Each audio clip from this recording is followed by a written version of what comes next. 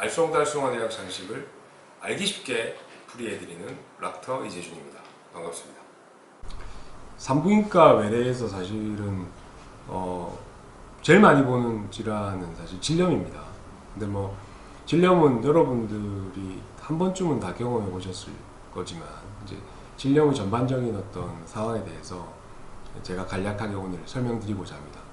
우선 이제 질염이 생겼다. 이건 어떻게 알 수 있느냐? 뭐 아무런 증상이 없으신 분도 있겠지만 대개의 경우에 가렵다든지 또는 뭐 냄새가 난다든지 또는 뭐 그 냉이 좀 많이 나온다든지 냉의 색깔도 다양하게 나오죠.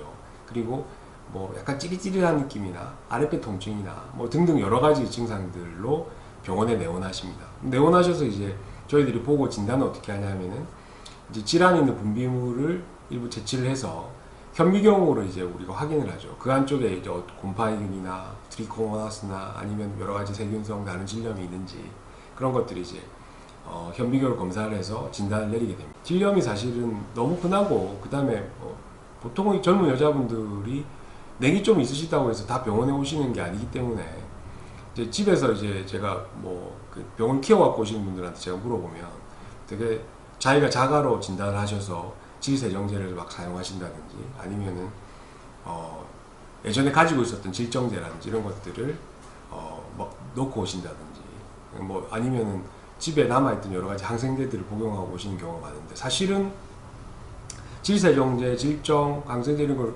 진단 없이 막 복용을 하시게 되면 어떤 문제가 생기게 되냐면 이게 정확하게 그 균이면은 사실 상관이 없는데 그 균이 만약에 딱 맞아떨어지는 그 약제가 아니라고 하면 균은 점점 더 힘이 세지게 됩니다. 그 내성이 생기게 되는 거죠. 그래서 이게 또 지속되면은 점점 더 힘이 더 세지고 더 큰 내성이 생기고 나중에 이제 늦게 병원에 오신 분들은 이제 치료가 잘 안 되거나 만성 질염으로 넘어가시는 분들이 상당히 많습니다. 그래서 혹시나 그 제가 앞에 설명드렸던 뭐 가려움증, 냉, 냄새 뭐 이런 것들 증상이 있으시다 그러면 가까운 산부인과에 가셔서 진단을 받으시고 정확하게 균 검사를 하시고 치료를 하시는 게 맞을 것 같습니다. 그리고 질염을 이게 사실 우습게 볼 문제가 아닌 게 질염을 치료를 하지 않은 경우에 질 쪽에 염증이 생겼는데 질 쪽의 염증이 제대로 치료가 안 되면 위쪽에 바로 올라가면 뭐가 되죠? 자궁 안쪽이 됩니다. 그리고 그 자궁 안쪽하고 통해져 있고 자궁경부를 통해서 그럼 자궁 내막염 심한 경우에는 나팔관 쪽으로 넘어가면은 나팔관염 그 다음에 난소의 염증 난소염 그리고 그 난소 옆으로 지나가서 나오면은 배 안쪽이 되죠. 그러니까 남자분들하고 틀린 이게 생식학적 구조 때문에 여자분들은 외음부에 있는 여러 가지 균들이 잘못하면 배 안쪽까지 퍼져서 골반염으로 일으킬 수 있는 그런 구조로 되어 있습니다. 그래서 질염을 뭐 이렇게 가벼이 여기지 마시고 하여튼 염증이 있으시다 그러면은 치료를 하시는 게 맞고 골반염이 이제 뭐 장기간 지속되거나 반복이 되거나 치료가 제대로 안 된다 그러면 사실은 여성 불임의 상당 부분의 원인이 되기도 합니다. 그래서 특히 젊은 여자분들 산부인과 오기를 굉장히 꺼려 하시는데 염증이 있으면은 정확하게 진단을 받고 치료를 하시는 게 맞을 것 같습니다.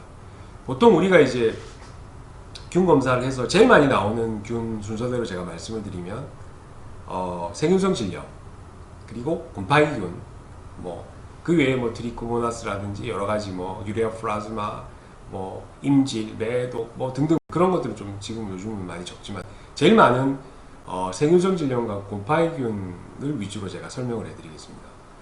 사실은 이 균들이 그러면 외부에서 어떤 전염되어서 이렇게 염증이 생긴 것이냐 그런 건 절대 아닙니다. 보통은 이제 아빠하고 성관계를 하고 나신 다음에 뭐 좀 안 좋아서 오셔서 아빠를 의심하시는 분들이 많은데 실질적으로 조사를 해보면 아빠가 원인이 되어서 이렇게 넘어온 성병균이거나 이런 균들은 잘 나오진 않습니다. 그래서 근데 그런 경우에 아빠를 의심하지 마시고 근데 왜 그러면 왜 생기느냐 이제 우리 몸 안에는 이제 굉장히 많은 균들이 살고 있는데 특히 질 쪽에는 여러분들 잘 아시는 락토바실러스라는 유산균이 살고 있습니다. 요즘 뭐 이걸 먹어가지고 뭐 질염을 치료하고 예방한다고 이야기하는데 그건 사실은 의학적으로 아무런 근거가 없는 이야기라는 걸 다시 한번 말씀드리고 어쨌든 그 락토바실러스라는 균이 질의 대부분을 차지하고 있는데 몸 컨디션이 나쁘거나 스트레스를 받거나 몸의 면역이 떨어지거나 등등 여러 가지 상황이었을 때 그럴 때 락토바실러스라는 균이 이렇게 좀 죽게 되면 이제 그 옆에 근처에 있는 여러 가지 안 좋은 균들, 세균 또는 뭐 균들도 많으니까 곰팡이 이런 것들이 자라서 이제 만드는 염증이 질염의 대부분의 원인입니다. 그래서 이건 외부에서 들어온 균이라기보다는 사실은 자기 몸에 조금 가지고 있는 균들이 좋은 유산균이 죽으면서 웃자라서 그렇게 해서 이제 염증이 되었다라고 생각하시는 게 맞고, 세균성 질염, 곰팡이균, 트리코모나스 이런 거에 따라서 각각 치료약이 틀리고 질정제도 틀립니다. 그래서 이제 거기에 맞춰서 치료를 하시면 되고, 간혹 이제 그런 균이 나오지 않으면서 뭔가 좀 안 좋다고 오시는 분들이 있어요. 그래서 그 단순히 이제 현미경으로만 보는 그런 검사에 한계점이 있기 때문에 그럴 때는 우리가 PCR이라고 이렇게 그 어떤 세균의 특정한 DNA를 우리가 확대해서 볼 수 있는 그런 검사가 있습니다. 그것도 물론 브러쉬 같은 걸로 묻혀서 우리가 할 수 있는데, 주로 성병 검사를 이제 그 검사로 합니다. 그래서 성병균에 의해서 이렇게 옮길 수 있는 그런 균들의 검사는 보통은 증폭된 DNA 검사로 우리가 확진합니다. 근데 성병균이라는 게 이제 곰팡이균이나 세균성 질염보다는 사실은 골반염이나 뭐 자궁내막염을 일으킬 가능성이 높기 때문에 혹시나 그런 균이 나왔다고 그러면 반드시 치료하시고, 그리고 어느 정도 시간이 지나고 난 다음에 그 균이 사라졌는지를 반드시 점검을 해 보셔야 됩니다. 그리고 그러면 이제 이런 여러 가지 질염들의 예방법에는 뭐 어떤 게 있을까? 첫 번째는 제가 말씀드렸지만 대부분의 질염의 원인이 좋은 균이 죽고 나쁜 균이 자라는 거기 때문에 좋은 균, 자기가 가지고 있는 유산균들을 어떻게 하면 잘 가지고 있을까? 그러니까 자기 몸 컨디션을 어떻게 하면 잘 유지할 수 있을까에 초점을 두시면 됩니다.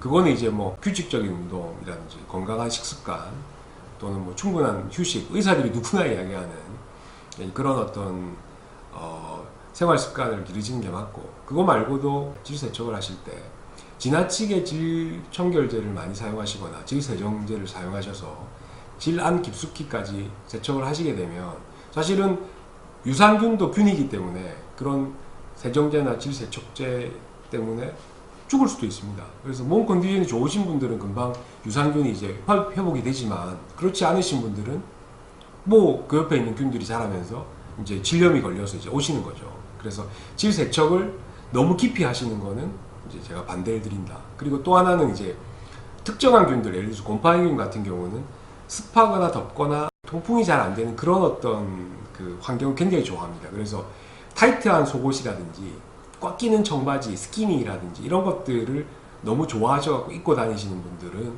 간혹 이제 곰팡이균이나 이런 질염에 노출돼서 오시는 분들이 많습니다. 그래서 그 자주 걸리시는 분들은 약간 팬티도 면 팬티, 그리고 속옷도 좀 헐렁하게, 그리고 바지보다는 뭐 치마 이런 것들을 사용해서 이렇게 생활하시는 게 훨씬 더 질염을 예방할 수 있는 길이고, 그 이외에도 뭐 이제 자기가 자기 스스로의 몸 컨디션을 제일 잘 알 수 있으니까 자기 몸의 컨디션이 나쁜 경우에는 뭐 지나친 목욕탕에서 탕목욕이라든지 사우나라든지, 안 그러면은 성관계라든지 또는 무리한 운동이라든지 이런 것들을 하시면은 질염에 이완될 가능성이 높습니다. 그래서 제가 말씀드린 여러 가지 앞에 예방되는 방법들, 이런 방법들을 사용하시고, 그래도 만약에 질염에 걸리신다면 그 주저하지 마시고 가까운 산부인과 여성병원에 방문하셔서 빨리빨리 치료를 하시는 게 사실은 본인의 건강을 지키는데 큰 도움이 될 것 같습니다.